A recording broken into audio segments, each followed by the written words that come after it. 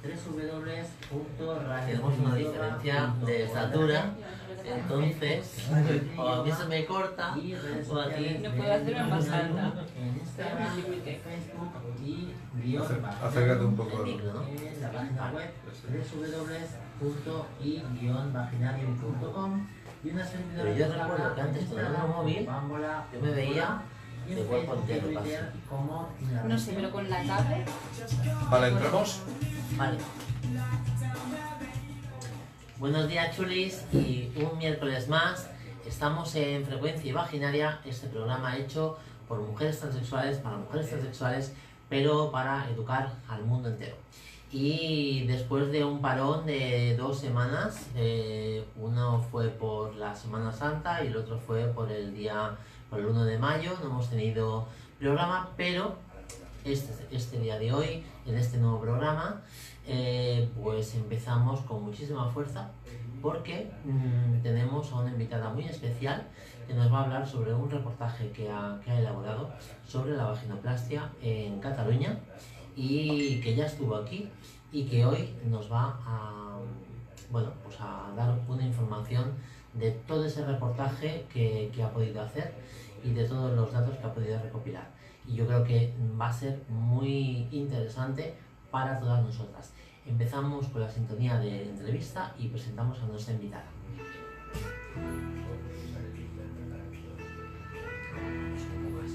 Sí. Tenemos una hora. Ningún problema, ningún problema.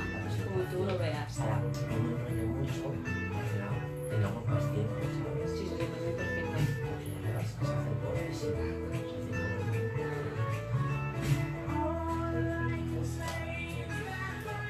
Bueno, pues tenemos hoy el placer de poder tener a Mary Lord. Hola Tina, muchas gracias por invitarme. Bienvenida de nuevo. Gracias.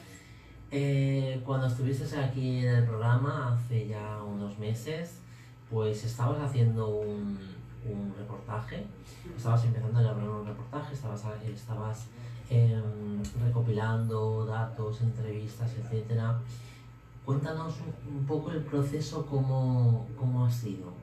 Sí, pues este reportaje sale de una idea académica dentro del marco del máster en el cual estoy estudiando, y me pareció muy interesante porque hablaba sobre algo que yo había escuchado muy poco y que creo que en general la sociedad escucha muy poco, ¿no?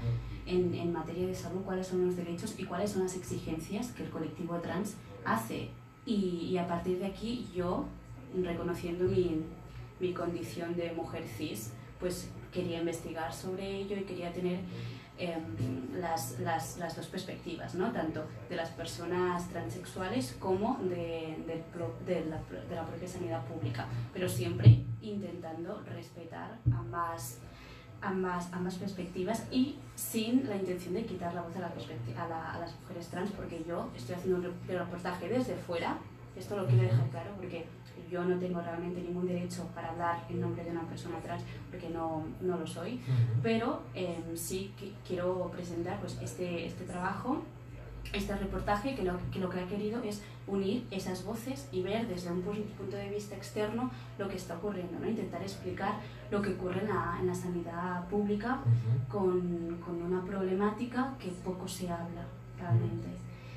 Entonces, hace unos meses que empecé este reportaje, al principio, claro, de la nada básicamente, porque en mi círculo social no tenemos personas trans ahí, y bueno, era empezar de cero. Entonces me moví mucho, contacté con asociaciones como por ejemplo Imaginarium y fui a las sesiones que hacían cada 2 semanas para conocer y poder tratar con mujeres trans y que me pudiesen explicar, bueno, cómo se sienten, cuál es el proceso.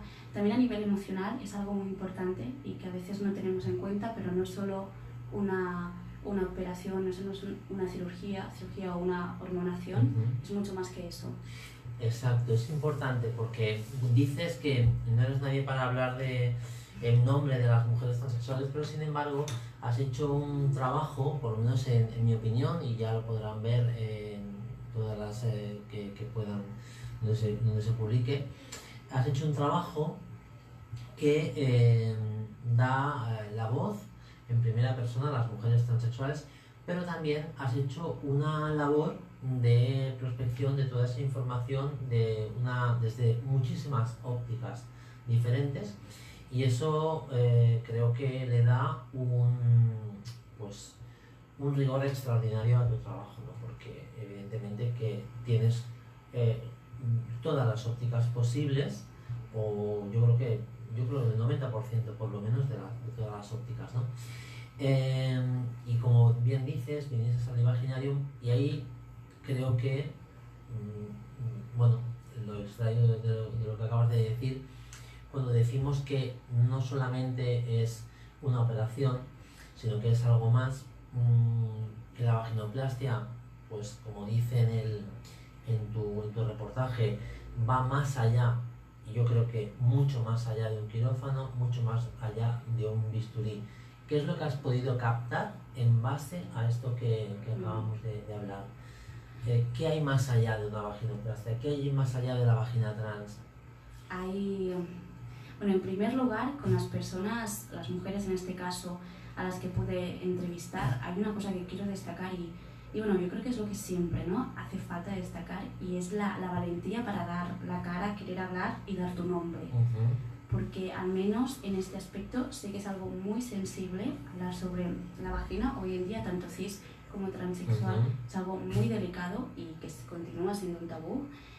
Entonces, que estas mujeres tuviesen la valentía de hablarme y de hablarme de lo peor de aquello, porque precisamente no es la parte buena la que me está contando, sino son los problemas, la insatisfacción que han tenido con una operación que no da los resultados esperados.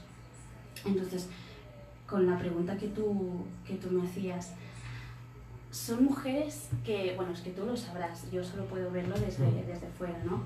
Pero que se han abierto muchísimo. A mí, las pocas personas que pude entrevistar, porque muchas se negaron y prefieren estar en el anonimato, algo completamente comprensible, se abrieron completamente a explicarme su historia, a hablarme de los sentimientos, de cómo habían vivido eso, cómo había sido su lucha antes y después también de la operación, y también su esperanza a la hora de continuar luchando, porque aunque lo tengan solucionado, aunque hayan ido a Tailandia o hayan ido a cualquier otra clínica y hayan, digamos, que reconstruido esa cirugía que en un inicio salió mal, la lucha no queda ahí, no se conforman con eso, sino que quieren ayudar a otras mujeres que también que han pasado por lo mismo, pero que no se atreven a denunciar, o por los motivos que sea, pues no pueden reconstruirlo, ¿no? Es una lucha que tienen que continuar, y esas mujeres pues lo están tirando adelante. ¿Y qué te has podido encontrar en toda esta prospección de toda esta información, cuando has hablado con mujeres transexuales sobre los problemas que han tenido con una vaginoplastia fallida? Sobre todo, creo, por lo que he leído en el reportaje, en la sanidad pública catalana. Claro, ese es el problema, y eso es lo que nos tiene que preocupar, que viene de la sanidad pública. O sea, que tenemos un grupo de mujeres, en el reportaje he podido entrevistar a 4 de ellas, que por diferentes motivos han tenido un resultado insatisfactorio. Pero la operación en sí, que aquí en Barcelona solo la realiza el Hospital Clínico, y luego ya están las privadas. Lo que pasa es que en las privadas los precios rondan los 15.000, 17.000 euros, y es algo que la mayoría no se pueden permitir. Pues ellas deciden ir a la sanidad pública. ¿Qué pasa? Que en la sanidad pública hay unas listas de espera larguísimas. El presupuesto que se dedica anualmente a esas intervenciones es muy bajo, realmente. Y desde 2009, que se inició, se inició dedicando 30 operaciones para pechos y para vaginas, ¿no? 15 y 15. Pero ¿qué pasa? A partir de 2012, con los peores años de la crisis, esto se reduce, el presupuesto se reduce, y quedan a 7 vaginoplastias anuales. 7 vaginoplastias con una lista de espera larguísima de unas 400 personas. Entonces, hay una lista de espera Cuando te dicen Sí. estos datos, Ujú. cuando los pones, digamos, de relieve, porque me consta, según dice tu reportaje, que has ido a la fuente directamente, en este caso al hospital clínico, ¿no? Y has hablado con las responsables del hospital clínico en este ámbito. Ujú. ¿Cómo te argumentan todo eso que estamos diciendo ahora mismo? Entramos primero en lo que se refiere a la lista de espera y lo interminable que es Sí. esa espera dentro de esas listas. ¿Qué argumentan? Es una espera muy injusta y ambas doctoras que están en la unidad de identidad de género del hospital clínico, como digo, el único lugar en Cataluña donde se realiza, sí que destacan el hecho de que Cataluña es una comunidad pionera en realizar la vaginoplastia, y en eso es cierto. O sea, solo 4 comunidades autónomas, Madrid, País Vasco, Andalucía y Cataluña, son las que realizan la vaginoplastia en España. Eso es cierto.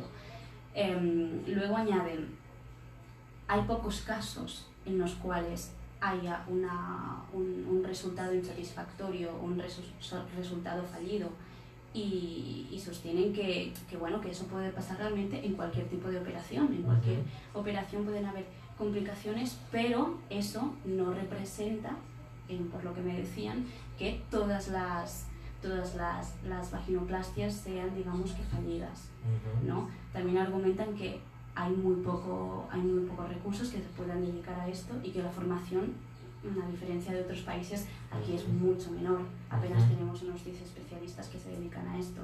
Claro. Y incluso nuestros ginecólogos aún no tienen información suficiente sobre cómo tratar una vagina trans operada después de la operación, ¿no? Entonces, sí, básicamente... Ese es otro de los problemas, ¿no? El después, no el postoperatorio, sino el después de, o sea, la vida ya con vagina, ¿no? O sea, una vez que ya tienes vagina, inicias tu vida, ¿no? Normal. Sí. Eso ya es otro capítulo aparte también, a ver si nos da tiempo de cubrirlo, pero a mí me interesa saber cuando has ido en este caso al hospital clínico, comentas en tu reportaje que, claro, que evidentemente ellas argumentan que no todas las cirugías son fallidas, pero que las que son fallidas pues son las que más hacen, las que hacen más ruido, etc., ¿no? Sí. Claro, aquí hay una cosa que no se dice y que es algo que desde el Imaginario tenemos esa información desde hace muchísimo tiempo, ¿no? Y es que lo que el hospital clínico o la sanidad pública da como un resultado exitoso de una vaginoplastia y una vagina trans exitosa y aceptable, para nosotras no lo es. ¿Por qué? Porque podemos comparar en este caso con Tailandia. Entonces, si comparamos con Tailandia, la vagina trans que surge de la operación en el hospital clínico, pues evidentemente que se desluce totalmente y queda relegada a algo que es inaceptable. Y eso es lo que desde la sanidad pública mantienen que, este es el resultado que hay y esto es lo que es óptimo. Pero a día de hoy ya sabemos, las mujeres transexuales estamos empoderadas porque tenemos esa información que podemos contrastar, y en este caso a través del Imaginario, ¿no? O sea, tenemos a chicas operadas en Tailandia y chicas operadas en el hospital clínico, ¿no? Y la comparativa entre una vagina y la otra no tiene absolutamente nada que ver. No es que sea más bonita, no se trata de que sea más bonita, ni que sea perfecta, tampoco se trata de eso, que además también lo es. Se trata de que una no tiene los caracteres lógicos que debe tener una vagina y la otra sí. Aparte de la estética, evidentemente, que se le da 1000 vueltas, ¿no? Entonces, eso creo que es en definitiva, es una transfobia que se tiene interiorizada por parte del sistema médico. Eso es lo que yo creo que tú has podido detectar, ¿no? O sea, te hablan, tú has iniciado la entrevista con una frase muy buena. Yo no puedo hablar en nombre de las mujeres transexuales porque no soy nadie para hablar de ellas, ¿no? Pero sin embargo el sistema médico sí, y dice que esta vagina es pues la mejor, ¿no? O es un buen resultado.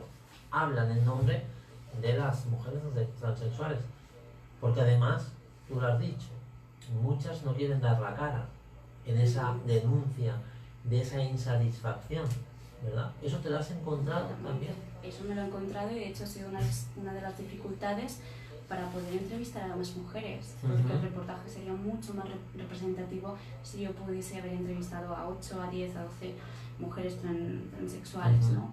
Pero lo que decías es algo realmente interesante. Hay muchísimas asociaciones transexuales y desde el colectivo LGTBI que llevan muchos años trabajando con las instituciones sanitarias para poder despatologizar lo que es la transexualidad y dejar de verlo como una anomalía, como una enfermedad, porque no lo es. Ellos argumentan que es una diversidad social más y que como tal se tiene que tratar. En este proceso sanitario también he encontrado, por lo que me han dicho, que es, las mujeres trans me refiero, que es muy importante dejar la autodeterminación y la autonomía a la hora de construir la propia identidad a estas personas, siempre con el acompañamiento de las personas del servicio sanitario, pero en ningún caso continuar patologizando lo que es una diversidad social. Y de hecho, en esta materia, la sanidad pública de Cataluña ha avanzado mucho. Tenemos la Asociación de Transforma Salud que ha estado trabajando muy duramente para conseguirlo y desde hace unos pocos años que realmente lo está consiguiendo. Y bueno, yo creo que es un trabajo a resaltar y un trabajo clave que no está acabado, que debe continuar, pero que está teniendo muchos avances, ¿no? Sí, desde muchos ángulos del activismo se está haciendo ese trabajo para los derechos de la vagina trans. También hablas en tu reportaje de, volviendo otra vez a las listas de espera, ¿no? Volviendo a la lista de espera, has encontrado también algunos casos, ya no solamente de de mujeres que llevan esperando pues demasiado tiempo, sino de alguna incorrección, ¿no? En cuanto al proceso de selección de las personas que deben o ya pueden acceder a ese derecho de la vaginoplastia. De hecho, esta es una de las críticas que una mujer transexual realizó a la sanidad pública en 2016. Ella tenía entonces 49 años, llevaba esperando 6 años para la operación de la vaginoplastia y de un día para otro se encuentra que una chica más joven que ella, que llevaba 3 años esperando, va a la operación, la suben a la operación de la vaginoplastia, ¿no? Entonces, ante esto, claro, ¿qué haces? No entendí absolutamente nada. Y cuando reclamó por ello, lo único que le pudieron decir es que ya había cumplido los 50 años y que se estaban teniendo en cuenta unos criterios de priorización debido al recorte de presupuesto. ¿Qué criterios eran esos? Unos criterios que no se hicieron públicos, se establecieron en los peores años de la crisis porque no había dinero suficiente, en el que, como te he dicho, se reducieron a 7 por año. Y las doctoras del hospital clínico me decían, son criterios que siempre son injustos para cualquier persona, pero que CatSalut en ese momento insistió en que se aplicasen estos criterios para hacer menos dura la espera a alguna de estas personas. Uno de los criterios, por ejemplo, es no fumar, es no estar en una condición de obesidad, es no estar en el paro, porque esto significa que luego no puedes comprarte las medicinas.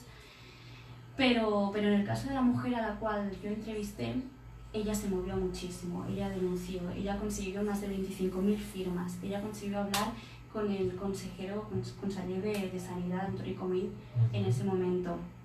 Hizo muchísima presión a través de los medios de comunicación y consiguió que finalmente la operasen, porque en su caso No le dieron ningún papel escrito dándole los motivos, sino que fue mediante llamadas telefónicas que le dijeron no te podemos operar porque ya has cumplido los 50 años, porque estás en el paro, porque no tienes familia en España y no podrás luego seguir con un tratamiento adecuado. Entonces priorizamos a otra persona que sí tenga, digamos, estos criterios establecidos. ¿Sabes o tienes conocimiento de que esos criterios que manejaba, en este caso, en aquel entonces, el Hospital Clínico para la aceptación de estos supuestos perfiles idóneos, estaba consensuado con el activismo trans o con las mujeres transexuales? Sí que venían de CatSalut, que no se hicieron públicos y que solo duraron esos años de la crisis. Luego, ahora mismo, por ejemplo, ya no se han implementado. Y de hecho, el año pasado, el presupuesto destinado a la vaginoplastia fueron 200.000 euros, 200.000 y muy pocos euros. Y este año, para 2019, se han presupuestado 400.000 euros, casi 500.000, porque son 496.000 euros para este año 2019. Por tanto, se prevé y se espera que las vaginoplastias en Cataluña lleguen a las 70 al año. Entonces, es un cambio que, sin duda, significa que las asociaciones, el trabajo de estas asociaciones está dando frutos y que vale la pena continuar luchando y continuar hablando. Sí, lo anunciamos hace un mes así, que salió la noticia, y lo publicamos en todas las redes sociales y todo esto, y evidentemente que sí que es fruto de esa presión que se lleva ejerciendo muy duramente desde hace muchísimo tiempo, como dices, a través de Transforma la Salud y también a través de Imaginarium. Hace cosa de un mes y poco estuvimos, como sabes, en el Parlamento de Cataluña. Necesitamos ahora pues empezar las reuniones con los diferentes grupos políticos y en este caso los grupos políticos que tienen el poder de decisión para todas estas cosas, y esperemos que al final llegue sus frutos.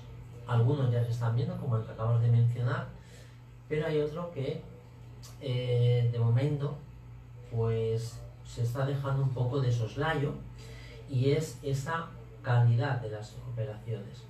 Se puede llegar a presuponer que a través de la práctica de la vaginoplastia más continuada, por esas 70 operaciones que se pueden llegar a hacer, que veremos si se cumplen evidentemente, a raíz de eso puedan los cirujanos tener más práctica.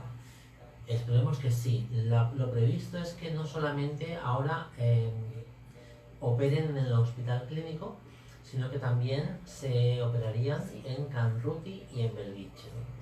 Con lo cual, de esas 70 operaciones estaría repartida, en principio, según lo que parece, entre tres cirujanos o 3 equipos de cirugía, ¿no?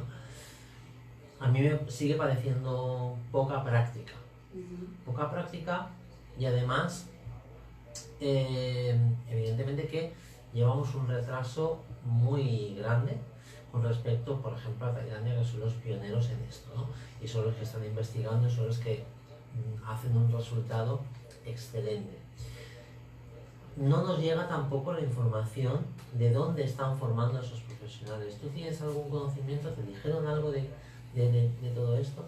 En este caso me dijeron que como el número de personas transexuales es relativamente reducido, si lo tenemos en cuenta con el total de la sociedad, hay varios digamos, especialistas, pero aún así no hay una gran demanda para formarse en estos ámbitos. Lo que decías, es algo muy lento y que aún costará mucho llegar, pero parece que son como pequeñas semillas que van llegando poco a poco hasta que podamos especializarnos aún más, pero todo esto ya tiene antecedentes previos y que realmente afectan a todas las áreas de salud, y es la falta de inversión en la investigación, en el I+D, y eso de aquí es que ya lo vemos afectados cada día. Y encima continuamos sin invertir suficiente dinero y continuamos infravalorando como país una institución que es muy potente y que es lo que realmente cuida, tiene en cuenta la salud de las personas, porque sin investigación no hay futuro. De hecho dentro de esa inversión estamos hablando constantemente de la operación, o sea, la cirugía, de la vaginoplastia, de los resultados, de la lista de espera, pero, como hemos dicho al principio, Mary, la vaginoplastia o la operación de vaginoplastia no solamente es una cirugía, no solamente es un bisturí, hay muchísimas cosas detrás, ¿no? A mí me gustaría destacar dos cosas. Una, cómo es la vida después de la vaginoplastia en el ámbito sanitario, sobre todo sanitario y ginecológico, pero también en el ámbito que se deja totalmente apartado, como si no tuviera ninguna importancia, y es lo que más importancia tiene, es a nivel emocional y cómo vas a interactuar sexualmente en sociedad. A mí me gustaría destacar esto último, porque si no tenemos tiempo podemos dejar lo otro, pero a mí me gustaría más que me ofrecieras, digamos, de todo el reportaje que has hecho, qué es lo que has podido captar de todas las chicas que has entrevistado, cuál es el rasgo o los rasgos más comunes a nivel emocional que te han transmitido estas chicas. Vale. Y, en primer lugar, yo creo que una parte de esta respuesta creo que la tienes que dar tú, claramente, porque nadie mejor que tú puede hablar de esto, y aunque yo haya entrevistado a 4 personas, esto al final puede no ser representativo. Pero quiero decir, las personas...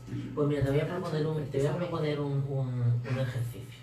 Tú como mujer cis y yo como mujer trans, ¿no? Y ambas tenemos en común que tenemos vagina y que interactuamos con ellas sexualmente. Sí. Supuestamente sí. Esperemos, yo por lo menos sí. Sí. ¿Qué es lo que nos encontramos? ¿Qué analogías nos podemos encontrar o que te has podido encontrar tú como mujer cis, que te hayas podido ver reflejada en lo que te han dicho las mujeres transexuales con vagina a las cuales has entrevistado? En cuanto, por ejemplo, desde la perspectiva feminista, de empoderamiento de la mujer, de la sexualidad, ya no solamente con otras personas, sino contigo misma. Yo creo que hay algo que compartimos, y es que tanto la vagina cis como la vagina trans continúa siendo un tabú, continúa siendo desconocida, continúa siendo escondida en la televisión, en los medios de comunicación, en las redes sociales. Continuamos sin tener nosotras mismas una información sobre una parte vital de nuestros cuerpos. Apenas sabemos qué ocurre con el vello, qué ocurre con las enfermedades que surgen de ahí, qué ocurre con manchas si te aparecen, qué pasa con nuestro placer sexual que invoca esa parte. Y es algo que realmente desde la escuela hasta la formación más superior que puedas conseguir no lo encuentras. Y es extraño, ¿no? Porque dices, me dan charlas sobre drogodependencia, me dan charlas sobre cómo tener una salud mejor, me dan charlas sobre cómo alimentarme para estar bien nutrida, me dan charlas sobre cómo ponerme una compresa o cómo ponerme un tampón, pero no me dan charlas sobre cómo es mi vagina, porque todas son diferentes, porque no sabemos realmente, o sea, no nos han contado cómo son, cómo funcionan. En cambio, este mismo tabú no ha ocurrido en nuestros compañeros. Y yo creo que esta es una de las grandes cosas que desde las mujeres feministas continuamos luchando para visibilizarla, para decir esto es nuestro y esto es parte de nuestro placer sexual que como mujeres tenemos que liberar, o sea, tener la misma libertad de vivir nuestra sexualidad igual que nuestros compañeros. A mí se me acude un pensamiento sobre esto que estás diciendo. ¿Crees que podría ser que es algo nefasto el presuponer que los seres humanos en la pubertad no tienen sexualidad? Que no tiene ningún sentido. No tiene ningún sentido. No tiene ningún sentido. Además es algo totalmente que sabemos todos que es absolutamente falso, porque todos hemos pasado por la pubertad y hemos tenido sexo y hemos tenido sexualidad. Y de la pospubertad hasta la adolescencia o mayoría de edad también, ¿no? Sí. Entonces, ¿por qué? ¿Qué es lo que sucede en esta sociedad a nivel, ya no solo española, sino a nivel mundial, creo yo, para ocultar un dato que es netamente objetivo y que sería bueno, sería buenísimo que en la pubertad, en las escuelas, no solamente se hablase de eso que tú dices, de la salud sexual, sino de la sexualidad también. Están presuponiendo los docentes, los padres y madres, que sus hijos con 12 o 13 años no tienen sexualidad, o con 16, cuando ellos mismos la han tenido. No es perpetuar algo que es una falacia. Eso es un cinismo social Porque sí. que pervive y que estamos haciendo muy poco realmente, y nuestras instituciones están haciendo muy poco para luchar contra ello. Y respecto a lo que decías antes, yo creo que uno de los motivos, y muy claros, es la tradición judeocristiana que tenemos, el cristianismo, todo eso continúa imperante. Y es ridículo, ¿no? Porque llegó un punto en el que incluso en el caso de las mujeres cis, el cristianismo quitó a las mujeres incluso su potestad para dar vida y se la otorgó al Todopoderoso, ¿no? Es que ni siquiera somos dueñas de nuestro cuerpo cuando encima estamos gestando otra vida y vamos a dar luz con un dolor y unas circunstancias terribles, ¿no? Porque es algo realmente sí, de hecho, doloroso. La Inmaculada Concepción es la negación de la vagina, ¿no? Sí. O sea, porque si estás Sí. concebida por obra y gracia de un milagro, ¿no? Se nos quita completamente a Totalmente nosotras la lo que es sexualidad. nuestro derecho y lo que es, bueno, pues una de las funciones reproductivas que tenemos, que no nuestra función luego vital para hacer en la vida, ¿no? Claro. Pero también, sí, ¿qué pasa? Que muchos adultos se ciegan y parecen que no exista, ¿no? La sexualidad cuando eres joven, cuando más importante.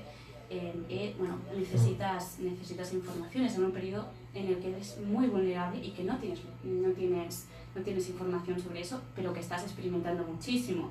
Entonces yo creo que es un error no dar la información, no hablar, que es lo típico, ¿no? Cuando los padres evitan tener esa charla sobre sexualidad con sus hijos porque es algo incómodo, porque es algo que molesta. Es un gran error. Y en el caso de las chicas, tanto las mujeres cis como las mujeres trans, en sí, todas las mujeres. ¿Qué pasa cuando hablamos de la masturbación femenina? Parece algo que escandalice, ¿no? Realmente, pero no con la masculina, que desde pequeños todos llevamos escuchando, ay, pues me he hecho esto y me he hecho... ¿Hasta qué momento, o sea, en algún momento creo yo que la sociedad deberá de hacer, después de décadas y décadas y de siglos, ¿no? Con esta educación tan nefasta, en algún momento digo yo que la sociedad tendrá que hacer una reflexión sobre la educación sexual y de la sexualidad de los niños y niñas, ¿no? Y no dejarla en manos de, pues en el caso de las niñas, pues al libre albedrío del machismo heteropatriarcal, y en el caso de los niños del porno convencional, ¿no? Sí, que es en lo que se basa hoy en día la sexualidad, y que tiene totalmente incisión sobre la decisión sobre la vaginoplastia en el caso de las chicas transexuales, ¿no?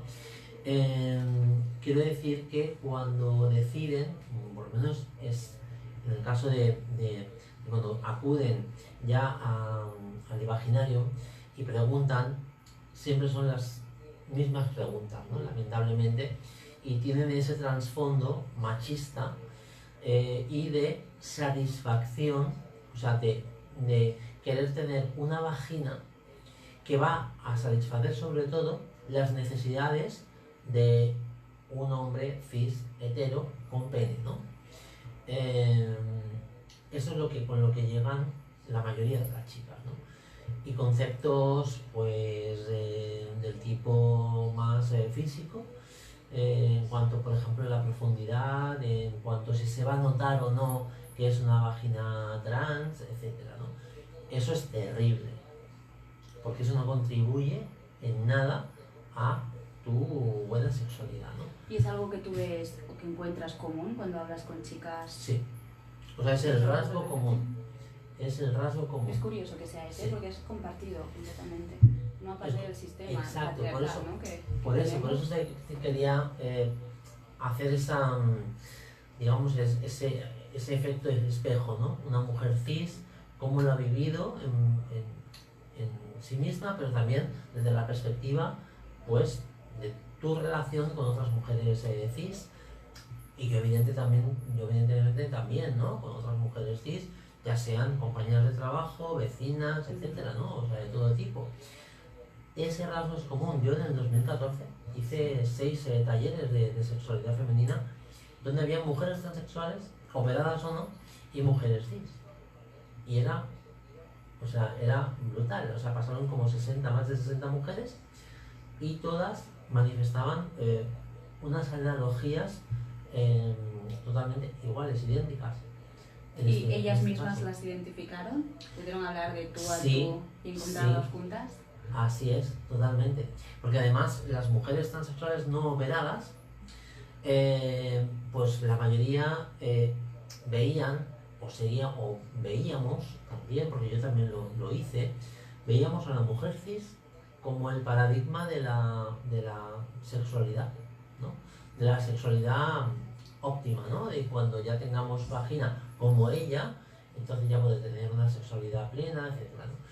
Y finalmente, cuando concluyes en que eso no es así, es cuando te das cuenta de que estábamos atrapadas en el machismo patriarcal, todas. Sí, completamente. Y aquí hay algo que he escuchado cuando hacía las entrevistas y es esta noción de que la operación, cuando te hagas la vaginoplastia, ya tendrás una vida completa sin problemas, ¿no? Sin los mismos problemas que como mujer trans se encontraron a nivel legal, a nivel laboral, a nivel educativo, a nivel social, ¿no? Que todos esos problemas desaparecerán y que a partir de ahí me decían pues que puede haber o sea, puede existir una vida diferente, ¿no? Y con una mayor aceptación social. Y es algo que luego otras mujeres me han rebatido y me decían, no, es que no es cierto, una vaginoplastia no te otorga esa digamos es. que, sí, la fin de esos problemas con los que te has encontrado anteriormente. Y yo creo que es algo muy potente que también te lo escuché decir a ti, de hecho, y que bueno, que nos podrías hablar más sobre ello, porque tiene mucho. Sí, tiene muchísimo, pero muchas veces por desgracia parece que cuando dices cosas así, entre lo que es el colectivo de mujeres transexuales y sobre todo las chicas transexuales, incluso las más jóvenes que se acercan al Imaginarium, esto no es popular. O sea, ese discurso no es popular, no acaba de conectar bien. Entonces yo muchas veces intento disfrazar ese discurso, porque si pongo un discurso, pues un contexto pues feminista, como podría decirlo en un escenario, ¿no? Queda muy bien. A las chicas transexuales que se quieren operar, esto les choca muchísimo, ¿no? Y les afecta mucho en su decisión también. ¿Por qué? ¿Qué es lo que les choca en concreto? Porque ellas, la mayoría, están viviendo dentro de ese paradigma, ¿no? Ellas, dentro de ese paradigma, tienen un área de confort que las atrapa y que las reduce a objetos sexuales, ¿no? Pero que es su área de confort, y es muy difícil de salir de ese área de confort, y tampoco te pueden sacar a hostias. O sea, hay que sacarlas un poquito pues con cariño, ¿no? Y en ese cariño hay que dejar de lado unos discursos feministas, antimachistas también, ¿no? Porque realmente les choca mucho, ¿no? Entonces llega un momento en que si tú chocas con una persona, aunque seas una persona que las quiere ayudar, evidentemente que entonces o buscan otro, o no te escuchan o no te quieren escuchar porque tienen miedo de salir de ese área de confort, ¿no? Y además de salir pues de una forma un poco más brusca, ¿no? Entonces hay que ir con muchísima delicadeza, ir introduciendo conceptos puntuales dentro de tu discurso con ellas, y de esa forma pues quizás alguna pueda el día de mañana, cuando ya tenga esa vagina y ya inicie eso que decimos, eso que hemos dicho, esa vida después del quirófano, cuando ya inicie esa vida, pues a lo mejor alguna puede pues abrazar un poquito más conceptos más feministas, ¿no? Pero a día de hoy, a mí por lo menos me cuesta muchísimo que esa labor tenga un calado sobre las chicas transexuales. Es lo que más me cuesta. Sí. O sea, yo siempre lo digo, es lo que más me cuesta, el introducir mensajes y conceptos feministas dentro de las chicas que se acercan al imaginario, ¿no? En la mayoría. En la mayoría. No digo todas, pero la gran mayoría, ¿no? Me cuesta mucho más que, por ejemplo, reivindicar todos los derechos de la vagina trans en el ámbito político. O sea, encuentro más aceptación o voluntad de comprensión dentro de políticos, de los políticos, en cuanto a conceptos y derechos de la vagina trans, que en este caso, pues eso, ¿no? Mensajes feministas dentro de las chicas. Sí, yo creo que aquí hay algo muy claro, y es que en mayor o menor medida saben que hay unos derechos sanitarios que tienen que estar garantizados sí o sí, porque van a pasar por eso, y la mayoría van a pasar por nuestra sanidad pública. Y cuando estén en la unidad de identidad de género del hospital clínico, un 80 o un 90% de ellas va a llegar a una vaginoplastia, va a estar años esperando. Entonces yo creo que al final, cuando tú hablas de derechos, aunque parezca algo más omnipresente y abstracto, es lo más material que luego te puedes encontrar, porque chocas directamente contra esa pared, ¿no? De una falta de libertad o una falta de cuidado respecto a un tema que necesita una solución. Pues tenemos un poquito abandonados hoy a quien nos está siguiendo a través del Facebook, pero decir que bueno, tenemos a Mary Lord, que es politóloga y periodista y ha hecho un reportaje sobre la vagina trans, y que quien quiera, si hay alguien que ha preguntado, ya lo miraremos, quien quiera puede hacer una pregunta y la leeremos, aunque queda poquito de programa, pero la podremos leer y bueno, contestar, ¿no? Y recordad que estamos aquí en Facebook, en el Facebook Live, y bueno, nos quedan unos 10 minutitos. Si alguien hace alguna pregunta sobre el tema, pues la podemos contestar entre Mary y yo, vale. Y hablando, por último, que no me gustaría dejarlo de lado, en el tema tiene también relación sobre esto que estamos hablando ahora en estos últimos minutos, ¿no? De todo ese concepto, de esa educación y de todos esos conceptos feministas, ¿no? Sucede también que, como no tienes incorporado, o como la mayoría de las chicas no tienen incorporada dentro de sus vidas esos derechos, y están atrapadas en ese machismo heteropatriarcal, resulta que cuando les hablas de lo que me gustaría hablar ahora, del tratamiento ginecológico de la vagina trans en el ámbito sanitario, pues cuando dices algo así, un concepto así, pues es como si estuvieras hablando en marciano. O sea, ya no es en chino, pues en chino te coge el Google Translator y te lo traduces. Pero en marciano no hay traducción, o sea, no te entienden.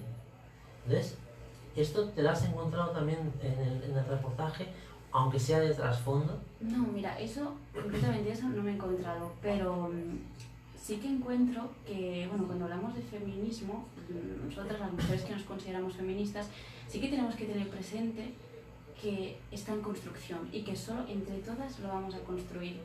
y que al final no es una cosa de, bueno, pues nosotras hemos llegado y faltan estas que aún no están por llegar y que por tanto tienen que llegar a esa cima del conocimiento feminista o lo que sea. Es como, bueno, pues un trabajo que entre todas vamos entrelazando y que entre todas vamos, porque somos todas, ¿no? Aquí, y no se nos puede olvidar ninguna. Y me decías la pregunta, que si me había encontrado algún tipo de... No, en este sentido... No, de hecho, lo que sí que me encontré es al contrario. Digamos que un enfartiment, no sé cómo lo diré en castellano, un cansamiento hacia un movimiento feminista, ¿no? Que por lo que me decía una de las mujeres, pues cansa o la podía obstruir. Es como, no puedo más, o sea, ya tengo esto, tengo este frente abierto, el cual estoy luchando muy duramente y me ha hecho enfrentarme a la sociedad durante muchos años de mi vida, aún me decían, y no quiero más cosas. Es como esta incompatibilidad entre los derechos de las mujeres transexuales con lo que es el feminismo, ¿no? Esto sí que me lo encontré. Y bueno, en mi caso me sorprendió, pero bueno, es la realidad también de algunas otras mujeres. Así es. Estamos acabando el programa porque nos queda muy poquito tiempo. Aquí, bueno, no pregunta a nadie, mucha gente saluda, pero no pregunta a nadie. Y antes de despedirte, pues me gustaría saber dónde va a estar disponible este reportaje, dónde lo podemos encontrar, leer. Lo estoy negociando aún, sí. pero en cuanto lo sepa os lo diré. Te lo digo a ti para que tú ya lo puedas, digamos, decir si te apetece. Vale, pues de momento está en negociación. Vale. ¿Con quién? Bueno. No se puede decir. Aún no, porque no hay nada claro. Si no lo diría. Sí, no, no hay nada claro. Porque luego estas cosas se estropean siempre. Bueno, pues estaremos pendientes de en cuanto nos digas dónde se puede ver este reportaje sobre el estado, digamos, de la vaginoplastia en el sistema sanitario catalán, en este caso, de la vagina trans, etcétera. Cuando lo tengamos, esa información, pues lo compartiremos en redes. Si quieres volver, porque a mí me parece súper interesante cada vez que hablamos, igual que la anterior entrevista, esta también. Gracias, soy yo la que aprende cada vez que hablo con vosotras. Pues nosotras estaríamos encantadas de que cuando saliera, pues pudiéramos otra vez, ya esté todo, no sé, ya esté todo acabado y todo esto, podamos presentar y publicitar dónde ha sido publicado este artículo, ¿no? Pues Mary, yo lo dejaría aquí de momento. Perfecto. Muchísimas gracias por venir, de verdad. A vosotras por invitarme y por querer participar. Pina, tú fuiste una de las entrevistadas y que muchas gracias por querer dar tu nombre, poner tu cara y explicar tu experiencia. Nada, para mí, bueno, ya ves que valioso, por poner mi cara no tengo ningún problema porque la pongo cada día en alguna red social. O sea no, pero realmente se agradece que sean las propias mujeres transexuales las que te cuenten esto. Exacto. Y que sean ellas las que amplifiquen su voz. Nosotros siempre como cosas externas que intentan pues comprenderlo y también difundirlo e informar, ¿no? Pero que sean ellas. Así es. Eso es algo que hemos conseguido en el Vaginario, ¿no? El poner de relieve los derechos de la vagina trans, la vaginoplastia, la vagina trans en realidad. Y esto es algo que es pionero porque nunca se había hecho algo así públicamente. O sea, siempre había muchísima información o desinformación, o muchas fake news, como se dice ahora, en foros y en páginas web o páginas web o en foros o en blogs de personas que se querían desahogar, ¿no?, sobre su vaginoplastia fallida. Pero desde el Vaginarium estamos pudiendo congregar a muchísimas mujeres transexuales que algunas dan la cara, otras dan su testimonio pero no dan la cara y otras ni siquiera, y como tú has dicho, ¿no, Mary?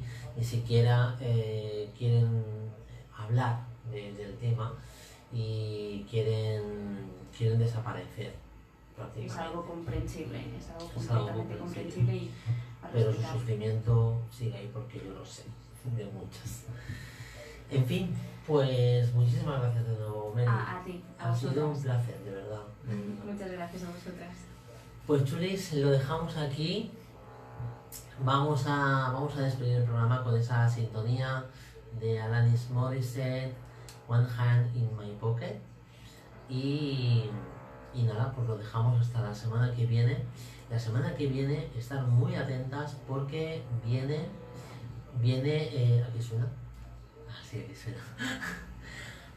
Viene Sara Giol. Sara Giol es la fisioterapeuta y fisiosexóloga que colabora con el Imaginarium y bueno, pues va a tener su espacio más o menos mensual y espero que estéis muy atentas porque traerá como siempre información y sí, información muy interesante sobre la vagina trans, sobre ejercicios del suelo pélvico, etcétera, ¿no?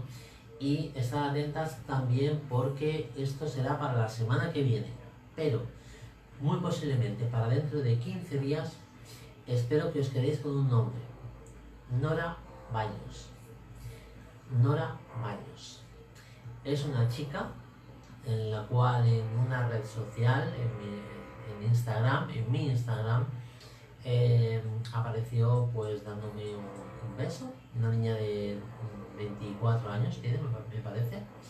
Es activista, es una activista musulmán y espero que bueno, si ponéis Nora Baños en Google, en YouTube, también te lo recomiendo a ti, Mary, veréis cómo habla esa niña de 24 años. Es una pasada. Tiene vídeos que ha aparecido en televisión en el programa de Josep Cuní. Le dio un repaso a una de las periodistas colaboradoras de Josep Cuní, increíble, y a un montón de gente, destrozando estereotipos, destrozando prejuicios. Y yo espero que dentro de 15 días pueda estar, espero que pudiera estar más días, porque a mí me encanta cómo habla, y espero que la disfrutéis. Esto será dentro de 15 días, la semana que viene con Sara Giol, pero dentro de 15 días muy probablemente podamos tener a Nora Baños. Quedaros con este nombre porque va a dar mucho de qué hablar, os lo aseguro. Y mediáticamente también, no hablo de este programa, porque este programa tiene una repercusión mediática evidentemente muy reducida, no tan reducida como en los medios de comunicación convencionales, pero Nora Baños es, si sigue en la línea que está hasta ahora, tiene todos los números de tener un éxito mediático, pero además con rigor y con seriedad. Así que la podremos tener dentro de 15 días aquí en Frecuencia Vaginaria y será un verdadero placer. Así que hasta la semana que viene, chulis.